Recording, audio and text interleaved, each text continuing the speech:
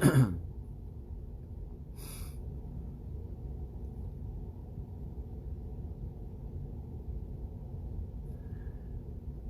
hello, hello. So, I am live now for the third time this evening. All these technical glitches because we're all trying to join from across the world. It's very interesting session here today where I'm going to be talking to a master perfumer from Paris, and this has been set up by Skinn, which is a brand by Titan, and it's all about creating wonderful fragrances. And this is something that I know nothing about. So I'm going to be talking to Michel Gerard, who is an expert. He's a master perfumer, and he's joining all the way from Paris. And not only is he a master perfumer, and we're going to find out what is a master perfumer very soon, but he also loves the outdoors. He loves adventure, and this is these are some things that inspire the way he creates perfumes, the way he understands perfume. So really happy, and Michel has joined us. So ça va, Michel? Ça va bien, merci Milind. How are you doing? Very good, thank you very much. I know it's been difficult for us to connect on this session. It's technology. Yeah, we need to. Yeah, I fear technology more than the coronavirus. We need to get with it. It's crazy. So, the world of fragrance, which of course you are a master, and I need to get that out of the way first. What is a master perfumer? What does it mean? So that we all know exactly who we're talking to. Yeah, a master perfumer is a very pompous title. You know, I'm a perfumer, okay, or creative perfumer. That's the way we like to call ourselves. In France, in fact, they call us a nose. Nose, yes. People don't know exactly what a perfumer is, but if you say you're a nose, then everybody understands that you create perfumes. Wow. So how do you become a perfumer? In my personal case, let's say that I'm born in the right place. I'm born in Grasse. Grasse is a small town just above Cannes in the south of France, right, by the Mediterranean. And Grasse is very well known to be let's say, the cradle of perfumery. Okay, and I'm a third generation perfumer. My dad was a perfumer. My granddad was a perfumer. So let's say that in Grasse, there are a lot of chances that you will end up working in the world of fragrances at some stage. Right. To me, that's not exactly what I had planned with my life. Sure. I had planned something really, really different. In fact, I was more... an engineer? I'm sorry? Did you want to be an engineer? No. Perfumer was the job of my dad, and that was fine, but I didn't know much about it, okay? Right. No, what I was interested in fact, I was skiing in winter and doing motorcycling. In fact, my first career, I was very young, obviously. I went to university to study business, but while I was studying, I was doing a lot of skiing and a lot of motorcycling. Wow. So I was kind of semi-professional rider for a Spanish brand, right. Kind of off-track bicycle riding. And obviously, you can imagine that if you do a lot of skiing and a lot of motorbiking, you don't do much university studying. So as a result, my grades, let's say, were not brilliant. And as some kind of punishment, I must say, my dad forced me to work one summer in the company, in the fragrance company. And that's where I discovered the world of fragrances. That's where I discovered the natural raw material, which is really what I'm interested in. Right. And obviously, it was a world that I didn't know, that I discovered, and I fell in love with it. So I gave up my business study. Yes. I kept skiing a little bit because I was a ski instructor, so I was doing that a little bit on the side. I kind of put a pause my motorcycling career. Right. And I started training to be a perfumer. So how do you become a perfumer? You need to train. Everybody is technically capable of becoming a perfumer, because a lot of people say, well, you've got a talent, you are gifted. So I always say the same thing, you know, everybody has got 10 fingers, so everybody can play music, but not everybody plays music. But if you want to play music, you need to learn how to play music. If you want to be a perfumer, you need to learn how to create fragrances, how to build your olfactive memory, how to put ingredients together. It's a long route. And in fact, I would say the most interesting part of our job is that it's you never know everything. You keep learning. Nobody ever knows anything. And nobody never knows anything anyway. But the interesting thing is, you said that, you know, everybody's got 10 fingers, so everybody can play music. But there are only a few genius, you know. So everybody can play music if they want to. They train for it. They work hard. They love it. They're passionate, but they don't become Chopin, you know, for example. That is true. That is true. And like you say, everybody has a nose. And in France, the perfumer is called the nez. But everybody doesn't have the ability, maybe, to identify certain scents and so on the way you can.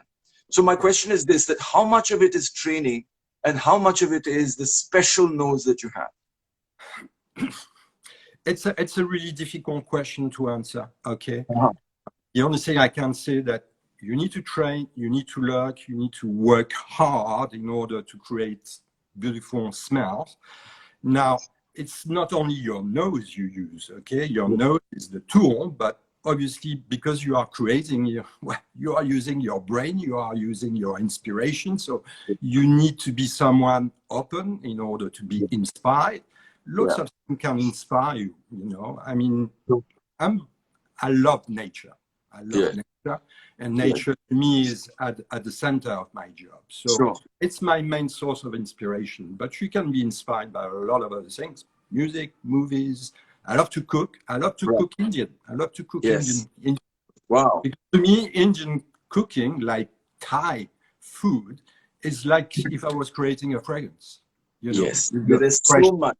There's so much that you put into it. So much balance and so many ingredients. Finally, you come up with one thing that is remarkable. Exactly. That is unique. That is fantastic. So creating a fragrance is pretty much. I'm glad you said that, because a lot of people think that, you know, when they think they can't do something because, oh, those people did it because they're very talented and we're not that talented, so we can't be successful. But I'm glad you said that, you know, you have to, however talented you may be, you have to work hard. You have to learn, you have to study. And only then you can be as good as you can be, you know. I mean, you can be very, very talented, but you don't work hard, you know. Well, you know the sentence: 10% inspiration, 90% perspiration. It works. Absolutely. And perspiration has to do with fragrance as well. Yeah, exactly. So I had a question for you. So which is an interesting question about scent itself. You know, the way we smell, why we love fragrances, why we love perfumes. Why is scent so important to human beings? What does it do to us? Well, I think there's one thing that you have to know, which is quite interesting about all of our senses. The olfaction is the only sense which regenerates. That means every day, I don't know if you've noticed, but every 12 hours, you've got like one part of your nose which is blocked. Yes. And then it opens up. I thought I had an allergy. Regeneration process. So the fact that it's the only sense that regenerates means to me that it's the most important. So you have to imagine that the sense of smell, for prehistoric man, probably meant danger. If you eat the food, you need to smell it in order to know if it's good to eat or not. Obviously, the mating aspect of life also, olfaction is part of it. So yeah, it is an important sense that we don't use much more anymore. But it is.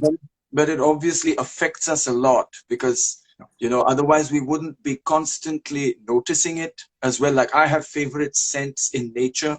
You know, I'm sure you do too. Like I go to the mountains, I love the smell of the pine trees. I go to the beach, I love the smell of the sea. And it is so important, a part of our memories when we think of something that we did and we remember the smell.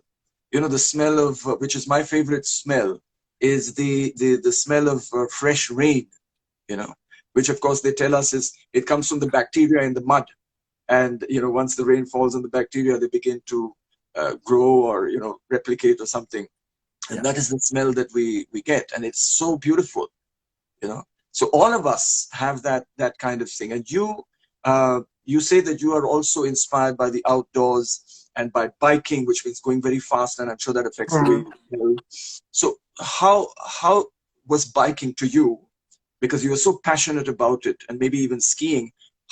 What is that similarity you find today between maybe researching a new fragrance or creating a new fragrance and there's that freedom of biking and going fast? And is there any kind of similarity there? Yeah, I guess I didn't think about it, but yeah, going fast on the bike, there is a smell to it. Okay, when you get, there is a smell. There's a smell to everything. Yeah, I must say biking is now not much more part of my life, I'm afraid. But what I can say is, you know, you just mentioned fresh rain. I mean, for me, one of my favorite smell is to smell the desert. I love to go into the US. I love the outdoor in the US. I love the western part of the US. My daughter is there. I've lived there for a very long time. Arizona. I'm really happy when I'm in the middle of South Dakota or Wyoming or Arizona. And I must say, after the rain, the desert smells unbelievable. Unbelievable, yeah, unbelievable. It's a lot of aromatic notes, woody notes. It's really interesting smell. Yeah. I've had tremendous experiences with those kind of things. Obviously, when you are away from your place, it looks like your senses are even more on alert. So when I love the desert, but I could say through my job, through Givaudan, the company that employs me, we've had the opportunity to go on what we call expedition, you know, or olfactive track, because we are always looking not only for new smell, but also new ideas, new stories to tell. Because when you create a fragrance, you need to have the story that goes with it. Story, yes. And because it's tremendous. I've had some tremendous experience with those treks with Givaudan. In particular, we were in Brazil, in a part of Brazil called the Pantanal. The Pantanal is near the Amazon, and for about 9 months of the year, it's covered with water. But for 3 months of the year, the water goes, and then the nature explodes, completely explodes. And, when we arrived the first day, in fact, we smelled that there was such a strong smell of a flower. I mean, we didn't know what it was, but it smelled like a flower. It smells very much like jasmine, but super powerful. In fact, it took us like 3 days to find where that smell came from. And that smell, we smelled it, it was about 2 miles away. 2 miles away. It was so powerful. So that's a great memory for me of being obsessed by that smell and trying to look for it. Not to tell you that in order to find that flower, which was 2 miles away, we had to walk through thousands of crocodiles, where caimans, not crocodiles, and a few snakes and a few nasties. But to me, it's something which is printed in my brain. I could say the same thing also. I went to Madagascar. I mean, we went there for the vanilla, because Madagascar first producer of vanilla. But while we were visiting some villages which grew vanilla, I went through a field of coffee that you probably know in India, but I didn't know the coffee flower at all. And the coffee flower only blooms for a day, for 24 hours. We went there when there were loads of flowers blooming, and the smell was crazy, was unbelievable. So he reminded me a flower from the south of France, from Mediterranean, the honeysuckle. blended with something very transparent, a little bit like a sea smell, crazy smell. So you can imagine that when you have those kind of experience, you bring them back in your lab.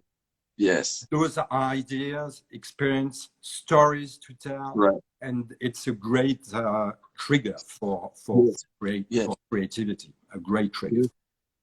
You know, and I think that there's such a mystery about it. Like, we know that we find certain scents and certain fragrances very, very attractive. You know, I mean, they could be natural, they could be created, but we don't know why we find them attractive. And suddenly, as you mentioned, it triggers creativity, it triggers imagination, and that could even be from something that we were not even consciously aware of, and it takes us to a place where we don't know, maybe we've never been there, but we begin to imagine it. You know, there's such a mystery about fragrance and why we like certain fragrances. So as you mentioned, you went through the Amazon and Madagascar, and this there are a lot of forests here. You said you love the smell of the desert, but the smell of the forest with the millions of seeds of the soil and the trees and the ferns and the bacteria, and so much you know, there to enjoy for somebody especially like you. But how do you distill that into a fragrance? Now, in this series, Escapade, you have created one of the fragrances. Is that right? Yeah, correct. Which one is that? Which one is that? I've done the Forest Rouge. Forest Rouge. So I have Forest Rouge here with me. Yeah, that's the one. It's a beautiful bottle. So what inspired you to create the forest perfume? I mean, you just said that you loved that. You spoke about the Amazon with such passion, but what was it exactly that inspired you to create Forest Rouge? To me, that project was very easy to work on and very interesting to work on, but very easy to me because, you know, adventure, nature, that's very much what I live for. Right. So it was quite easy. I don't know. I think someone asked of those 3 fragrances if you could put some kind of adventure or something you would like to do. Yes. Sticks to that fragrance. I would say I've never done it. I would love to do it. But to me, in my mind, India was there.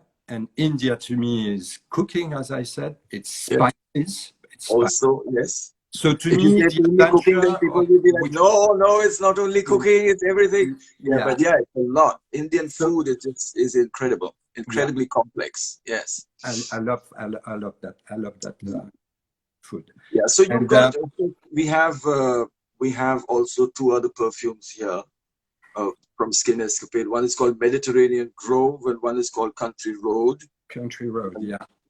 Country Road, Mediterranean Grove, and of course the bottles look lovely. But I wanted to ask you, which I think a lot of people don't understand, and me too. You know, when they talk about a fragrance, or I'm sure any scent, that there are top notes and base notes. You know, how is a fragrance described when you want to explain to somebody? You use these very technical words. What do they actually mean? What it means is, as you mentioned it when we started talking, a fragrance, when you've created something that you think works, smells good, you have achieved some kind of balance, some kind of equilibrium. So obviously we use lots of different ingredients. Some are very volatile, some are not very volatile. For example, in Forest Rouge, we've got nutmeg, we've got black pepper, we've got lemon, which are not very volatile. So I can eat them. If you were only creating that fragrance with those kind of ingredients, it would not last, on your skin because it's too volatile. So you need to add other ingredients which are a lot more long-lasting. And really the creation is to find that balance, to find that equilibrium. So in the Forest Rouge, for example, there are a lot of woody notes in there. Yes. It's sandalwood. That's why I didn't finish what I was saying. But if there was an adventure to stick to it, even if I've never done it, to me it would be a trek in the Kerala. Okay, the spices, the woods, the sandalwood, and the sweetness of the vanilla. So a fragrance, you need to do hundreds and hundreds of mixes until you achieve that balance, which makes the fragrance technically sound. It lasts. And that's, I think, one of the main force of that collection, Escapade, is that the fragrances are super performant. They are very powerful. So how much of it is an experiment, and how much of it is a vision?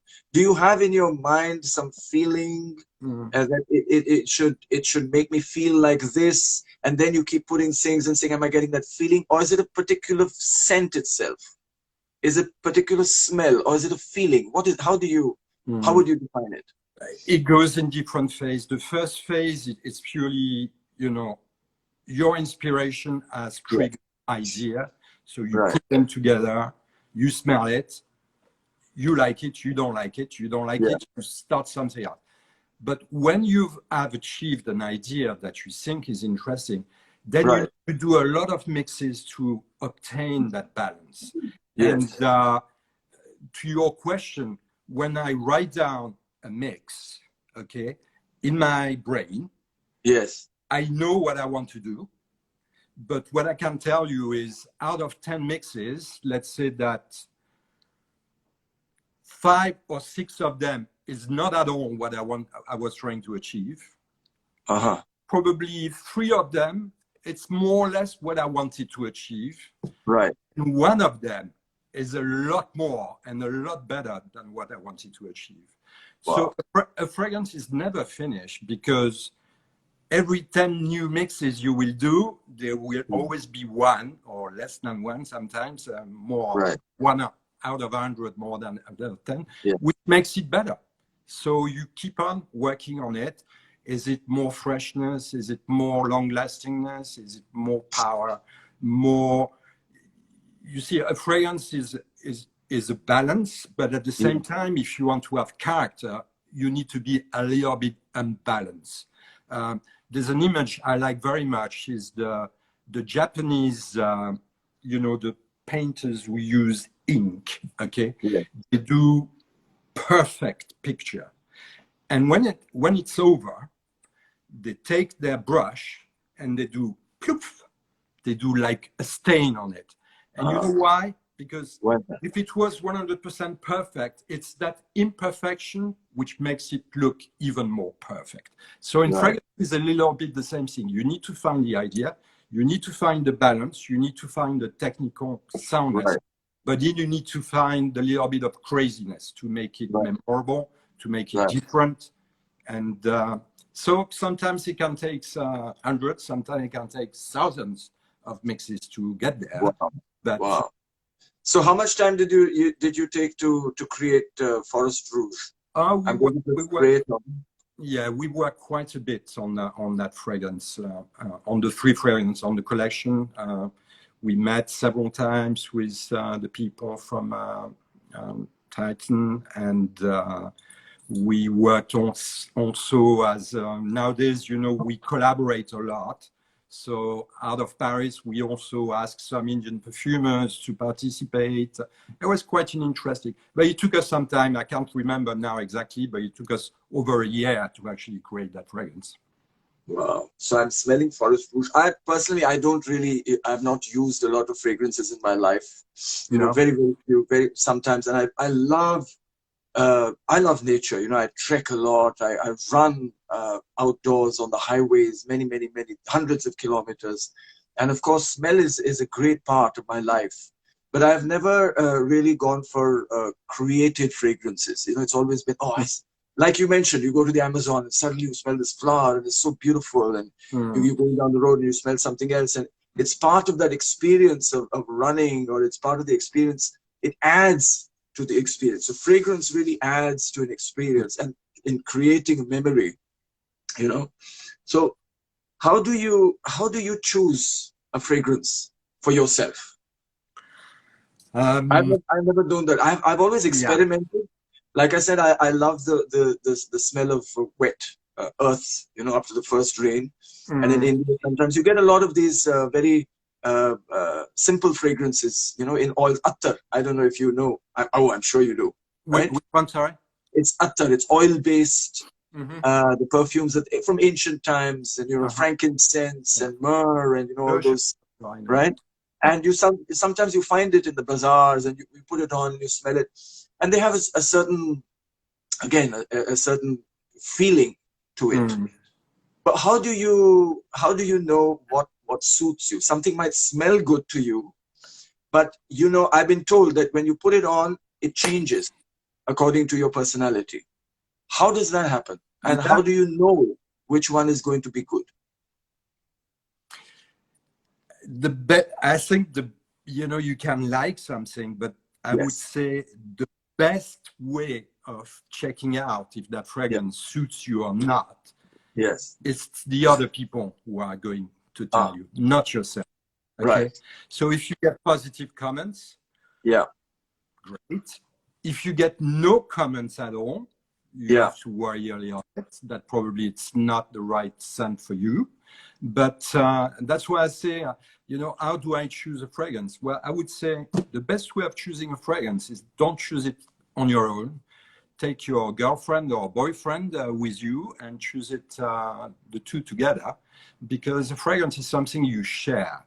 So you can have fragrances which are super powerful, so we are share with a lot of people around you, but that's not always a plus. I'm more for fragrance a bit more intimate, let's say. I'm not really big on super powerful fragrances, but sometimes there's a smell you like and you find it in a fragrance. I mean, I like very much the sandalwood. Yeah. So more or less all fragrances are heavily based on sandalwood. Okay. I like them. Like you're talking of attars in India, but that's usually based on sandalwood. So I love those smells. So you can have jasmine and sandalwood. You can have a lot of ingredients. But do you have to change? I think usually people have got one or two fragrances they always go back to. Okay. Right. One will be probably fresher because there are situations where you don't want something which is too sweet. If you do sports or if you want to go to work, and another fragrance which would be more, let's say, for special events. So people usually have got one or two fragrances they always go back. But nowadays, I must say, a lot of people are switching fragrances, like because life nowadays is fashion, constant zapping. So it does happen also with fragrances, and I can see a lot of young consumers entering the shop and they smell and they come out with a fragrance that they smelled only a minute before, and they like it. It's they like it straight away, and that's what makes the trick. So for you, how would you like, because you said you have to respond to the way people respond to you when you're wearing the perfume. It's not like food. When I eat something, I have to feel whether it suits me or not. But if I wear a perfume, then it's how other people respond to me. So how would I do that? I mean, now, of course, it's like you said, it's become fashionable. You just go in, there's a new perfume, you buy that perfume and you try it on, and then maybe sometimes it doesn't suit you, right? As I said, the lack of comments usually means that people don't like the fragrance, or at least the fragrance you picked doesn't suit your skin. Okay, right. So probably you need to back out of it. You need to experiment. You need to experiment before you for your fragrance. For see how it makes you feel as well. Yeah, see how it makes you feel. Don't be too quick in experimenting. Okay, just put it on the skin, keep it for an hour or two. Right. Come back the day after before you decide to buy it. Okay. But I see. Don't be too quick in making a decision, because it could be the wrong decision. So oh, absolutely. So these perfumes, these three perfumes, this Forest Rouge, Country Road, and Mediterranean Grove, these are obviously, I mean, even by the names you see, they're very outdoors, adventure oriented perfumes and fragrances. So suppose it's somebody who's not that much of an outdoors person? Will it suit them as well? How would they? Oh, yes, very much so. I mean, those fragrances, let's say that those fragrances can go for day use or for special occasion or for sports. They are they are performant and powerful, but they can fit any kind of situation. So even if you don't go, if you don't trek, you can use those fragrances. And especially for those people who would like to trek and cannot because they are stuck in the middle of a big city, they are great escape. So no, the fragrances are good for, it's just when you smell something, you know, obviously there's a concept behind it and it's escapade and it fits really well, the fragrance. But when you put something, forget about the bottle, forget about the name, just smell it and what does it triggers in you? Yeah. Positive things, negative things. People will have positive comments, negative comments. Yeah. Never any negative comments. There's no comments or positive comments. Okay. Yeah, I'm sure that there are people who have maybe never been to the desert, but they smell a fragrance that is inspired by the desert, and it just, because it's, again, it's very deep inside. It's deep inside us, the understanding of fragrances, you know, why we like something is inside, really deep inside our psyche, inside our brain, inside our body. And that's something that is, we don't know too much about that, right? So I wanted to ask you one more question, because a lot of, again, a lot of technical terms. What is the difference between an eau de toilette, for example, and an eau de parfum? Yeah. I mean, it's a lot of semantics more than anything else. Technically, I mean, it can vary a lot. There's not a setup rule, but it's all based with the concentration of oil. A perfume, a fragrance, basically is a mix of an oil that we create, water, and alcohol. Okay, those are the three ingredients mixed together. So within the concentration of oil in the alcohol, you get different names. So obviously, perfume is more concentrated than eau de toilette, but there's no real rule about it. Nowadays, and it has changed over time, 15 years ago, an eau de toilette was concentrated at 4 or 5%. Nowadays, it's 10 to 14%. So what was a perfume 15 years ago is now an eau de toilette. So don't worry too much about the way it's called, but technically a parfum, eau de parfum, is more concentrated than an eau de toilette. Right. But you know, you can have two types of concentration. You can love a fragrance and use the eau de toilette during the day, and maybe use a more concentrated version at night, or if you're in a different place. But I wouldn't focus too much on those. It's semantic more than anything. But when people, you know, some people actually love fragrances who are not master perfumers. They don't create perfumes, but they love perfumes. They love fragrances, and they love to talk about it. So that's when I guess these words have become important, because that's how you explain. I mean, imagine that, and you've got so much. I'm reading from this description of, for example, Forest Rouge, and you say the top notes are black pepper, lemon, nutmeg. The middle notes are sandalwood, violet, lavender.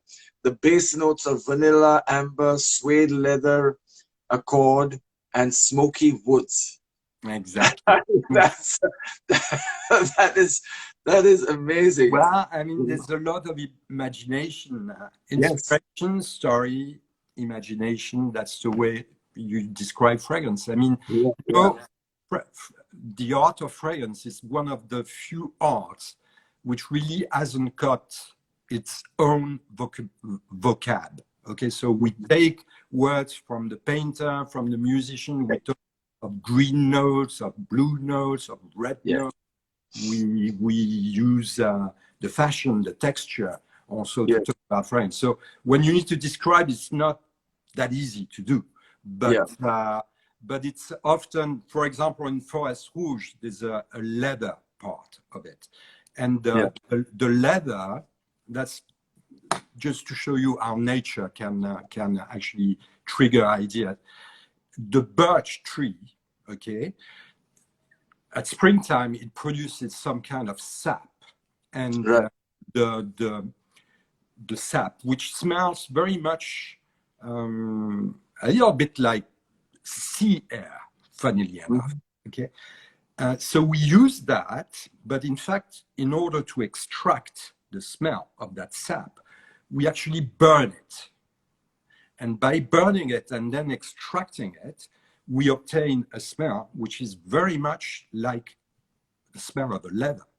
And the funny thing about it is, why did we do that? It's because the Cossacks, the soldiers of the Tsar in Russia, the horsemen, they used to have boots. And in order to waterproof them, they were using that sap from the birch tree to put on their shoes. And that's why the connection and the imagination of perfumers said, okay, birch tar, leather. And that's how we connect. So I've used that idea actually in the Forest Rouge of that boots. Wow. That smell, that smoky boots. It's amazing. No, I was just thinking that, even for people who have never been to the desert, and of course to go to the Amazon, for especially if you're in India, the Amazon, it's so far away. We've heard so much about it. I'm sure millions of people would love to visit, but you just can't because it's so far, and it's difficult. But you get this fragrance, and that fragrance can take you there. You begin to imagine what it could be when you smell this. It's like, I was thinking while you were talking, and we were talking about fast bikes, or just speed, to create a perfume or a fragrance called Fast Ride, that when you smell it, you get that feeling of being on a bike and going 200 kilometers an hour. I mean, that would be amazing. That would be fun, yeah. Yeah, it would be fun. Maybe Titan will do that. So are you wearing a fragrance right now? I am actually. Yeah. And is it something that you have worn for many years, or do you also experiment? Do you like to be like, I love this fragrance always? You don't have to tell me the brand or anything, but just the kind of smell. I've got two fragrances. Fragrances. One is super light and fresh, and it smells. I'm born in Grasse in the south of France, but my mother was Corsican. I don't know if you heard about Corsica. Yes, little island. The island, yes. French island, really close to Italy. And to me, Corsica has really got a smell. It's a mix of eucalyptus, myrtle, lemon, and mandarin. It's very fresh, and the sea, obviously, the salt smell of the sea. So I've got one fragrance which is called Corsica, which is, when I put it, it's like if I was on my island. And my other fragrance, which is the one I'm wearing now, is in fact, I don't smoke anymore, but I love the smell of blonde tobacco, not lit. Not the smoking, but just the smell of it. Yeah. Now you open a pack of cigarettes and you smell it like that. I love that smell. So I've got something which is a tobacco, in fact, which is a mix of... Is there a connection there, you think? I mean, I used to smoke as well. I stopped smoking about 18 years ago. I used to smoke about 30 cigarettes a day, quite a lot. But there is something about, again, smell that makes you addicted to certain things, Do you know if there's a connection with the smell of tobacco and something and that's the reason why we take out, even before smoking the cigarette, people they smell it. Before lighting it, they smell it. What is that smell of tobacco? I know even cigars, you watch movies, you see somebody taking out a big cigar and they roll it and they smell it. Yeah. And it seems to be as enjoyable to smell it as it is to smoke it. Is there a connection? It's the same for me. I mean, cigar, I hate the smell of a cigar when it's lit. But when it's lit, I love to smell the box of cigars. It's right. I don't know. I mean, you're right. As we said before, the sense of smell has been the most important sense of our body. It's not anymore. But so I do believe that there are a lot of primary smell which are deeply rooted into our body. And obviously, if you are French or if you are Indian, it's going to be different. Because We don't need the same thing. We don't live. We haven't got the same environment. So I think it's different a little bit around the world. People are got different. So tobacco, I don't know. I mean, people have smoked for thousands of years. So is it one of the primary smell? Maybe. It's become something very, very attractive. I mean, it's really strange. I mean, fragrance really, it fascinates me because sometimes, you know, like you said, vanilla or pepper. Say in Europe, there was no vanilla and there was no pepper, you know, centuries ago, before you know, the traders started bringing it in. But as soon as it came in, people loved it. Something that they had maybe never smelled before for generations, but they loved it.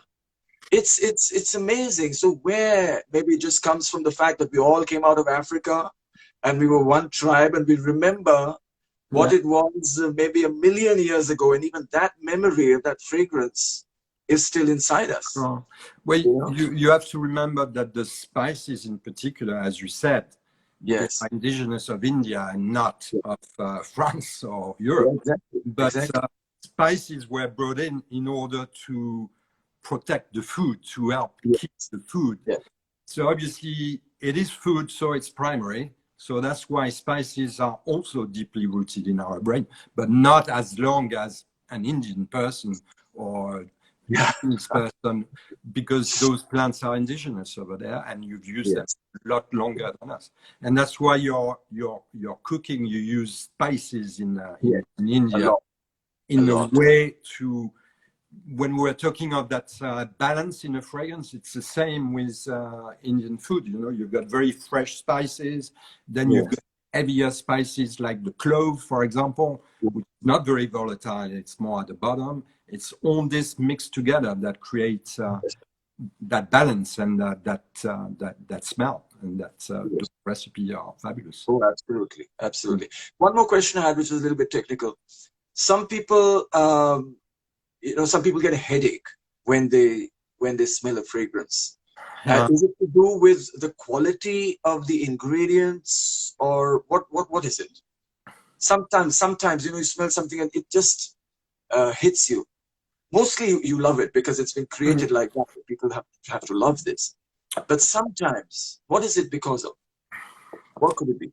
Headaches. I mean, I would not be capable of telling you why people have headaches. I think when you say gives me a headache, it's basically you don't like the smell, or that smell is really too strong, or maybe that smell is not good at all. Okay, so it gives you a headache. That's the answer you have.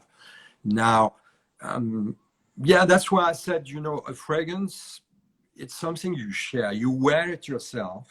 You need to like it, but you share it. So you need to be respectful and of others, and that's why at least with your boyfriend or girlfriend, that person shares your life, so she's going to share, or he's going to share that fragrance all this. So you need to make him participate. Now some people are just, you know, their brain reacts really poorly. Not everybody likes fragrances, you know, and you've got people who react poorly with fragrances. But I would say overall, fragrance, they are not changing, you know, my work is not changing the face of the world for sure. But I think there's some kind of good things with smells, which can make you peaceful, can remind you some really positive things. I mean, a lot of study done about that. I think the best thing about fragrances, I mean, people talk about it makes you sexy and it makes you attractive, and I think what to me the value is that it makes you understand yourself better, be more comfortable with yourself. You know, maybe it also gives you a bit of confidence, because as you said, a good perfume that is good for you depends on how people respond to you when you're wearing, and when they respond well, it gives you a sense of well-being. It gives you a better sense of confidence. And I think that is something that's really beautiful. I agree with that.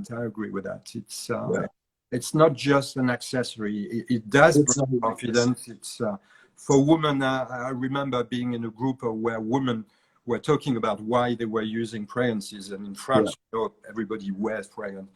And that woman said, you know, if I go out in the morning to work and I forgot to put fragrance, it's like I've forgot my shield.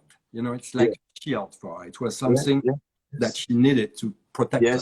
So it's quite interesting. Yeah. It's even more important than what you wear, because it has a very deep psychological effect. Completely. It's something that we don't even understand how deep it goes. So it's something that's really fascinating, I think. Well, you need to try one of those fragrances and see if you can run faster or longer. Well, you will create something for me. Okay, I will. Maybe called Hippie on the Highway or something. Okay. Yeah. I will. Yeah, but anyway, it was absolutely amazing. Lovely talking to you. Okay, great. Yeah, I'm sure this is a difficult time. We're in the middle of the pandemic. I know. It is. Yeah, it's tough. But I'm in the US right now. I'm in New Jersey, and you're in Paris. You know, I'm in Paris. Yeah. I think that is also wonderful that during this time we have become so connected on the internet. That hundreds and hundreds of people watching us in other parts of the world. And I think I've learned a lot today about fragrance, and it's such a deep subject, but it's great to understand these ideas, especially from somebody like you, who has spent his whole life exploring the world through his nose. Through his nose. Yeah. It's unique. It's fantastic. So thank you very much. You're welcome. And I wish you many, many adventures. And whatever. I wish you an exciting life. They are on the standby for the moment, my adventures. I know. This is the only thing I wish people is that you can get out there, go and have your adventures again, have exciting experiences again, because that's what we all miss. Yeah. We need to be a bit patient, but it will happen. We need to be patient. We need to be patient. But thank you for Skinn Escapade. Thank you for Forest Rouge, and I'm still smelling it now, and I think it's changed from the time I sprayed it on till now. It's it's talking to me about the Amazon, probably. I don't know. Okay. All right. Milind, it was a pleasure.